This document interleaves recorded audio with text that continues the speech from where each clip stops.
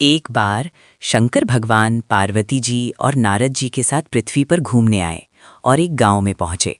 उस दिन चैत्र शुक्ल की तीज थी। जैसे ही गांव वालों को भगवान के आने की सूचना मिली तो धनवान स्त्रियां श्रृंगार में तथा आओ भगत के लिए तरह तरह के भोजन बनाने में व्यस्त हो गईं। कुछ गरीब परिवार की महिलाएं जैसी थीं वैसी ही थाली में हल्दी, चावल और जल आदि लेकर आ गईं और शिव पार्वती की भक्ति भाव से पूजा करने लगीं। माता पार्वती उनकी पूजा से प्रसन्न हुईं और उन सबके ऊपर सुहाग रूपी हरिद्रा यानी हल्दी छिड़क दी।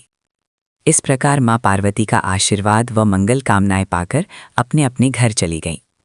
कुछ देर बाद अमीर औरतें भी 16 श्रृंगार कर 56 भोग सोने के थाल में सजाकर आ गईं।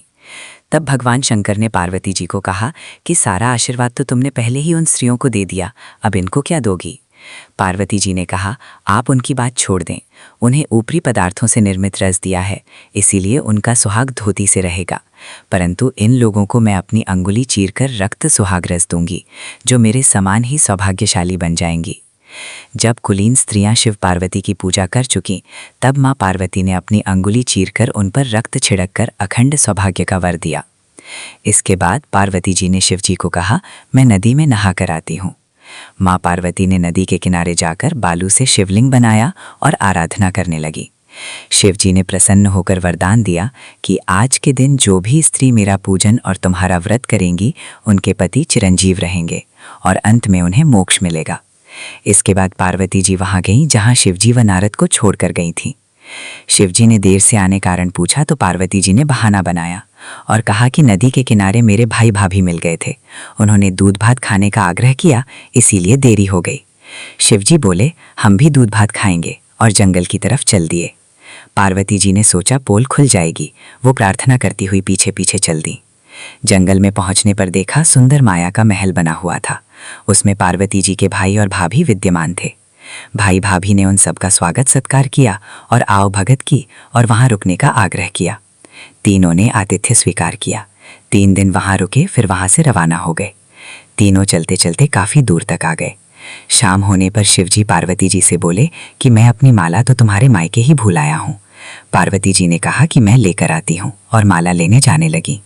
शिवजी बोले, इस वक्त तुम्हारा जाना ठीक नहीं है। उन्होंने नारद जी को माला लेने भेज दिया।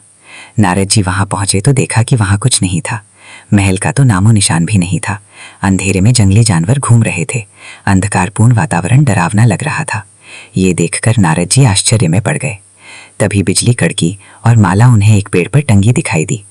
माला लेकर नारद जी तुरंत वहां से दौड़ते हुए शिवजी के पास पहुंचे और शिवजी को वहां का वर्णन सुनाया।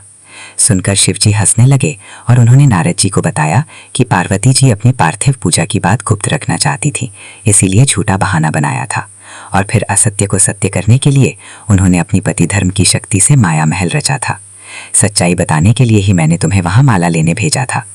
ये जानकर नारद जी माँ पार्वती की पतिव्रता शक्ति से बहुत प्रभावित हुए। उन्होंने माँ पार्वती की बहुत प्रशंसा की और पूजा करने की बात छिपाने को भी सही ठहराया, क्योंकि पूजा पाठ गुप्त रूप से पर्दे में रहकर ही करने चाहिए। उन्होंने खुश होकर कहा कि जो स्त्रियां इस दिन गुप्त रूप से पूजन कार्य करेंगी, उनकी सब मनोकामना पूरी होगी और उनका सुहाग अमर रहेगा। चूंकि पार्वती जी ने व्रत छिपकर किया था, अतः उसी परंपरा के अनुसार आज भी इस दिन पूजा के अवसर पर पुरुष उपस्थित नहीं रहते हैं। खरी की खोटी, अधूरी की पूरी। जय शिव शंकर, जय मां पार्वती।